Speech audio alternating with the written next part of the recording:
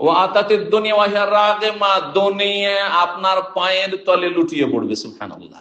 দুনিয়া আপনার সামনে এসে ঝুঁকে যাবে, কারণ আপনার টার্গেট দুনিয়া নয়। যার পিছনে ছুটবেন সে কিন্তু পালাবে। দেখবেন দুনিয়াতে একটি উদাহরণ দিতে হলে বুঝতে পারবেন, যারা জীবনে কারো কাছে ধার কর্জা করতে চান না, কারো ফ্রি হতে যান না, তাকে সবাই খাওয়াইতে চাইবে, সবাই ধার দিতে চাইবে, সবাই খাওয়াইতে চাইবে, সবাই ধার দিতে চাইবে। আর যদি এক দুবার ধার চেয়ে ফেলেন, দেখলেই ভয় পাবে, কি জানি আবার চাইতে পারে, টান দে একটু, দেখা করবো না এর সাথে। কথা ঠিক কিনা?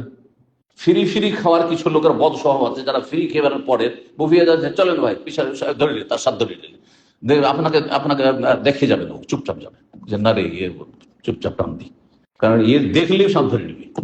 কিন্তু আপনাকে ডাকলো তারপরে যান না, 10 দিন ডাকছে তারপরে যান না, দেখবেন প্রতিদিনই ডাকবে আপনাকে।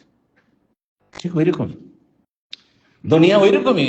জি, যে দুনিয়া লোভ করবে সে লাঞ্ছিত হয়ে থাকবে, দুনিয়া তাতে পালাবার চেষ্টা করবে।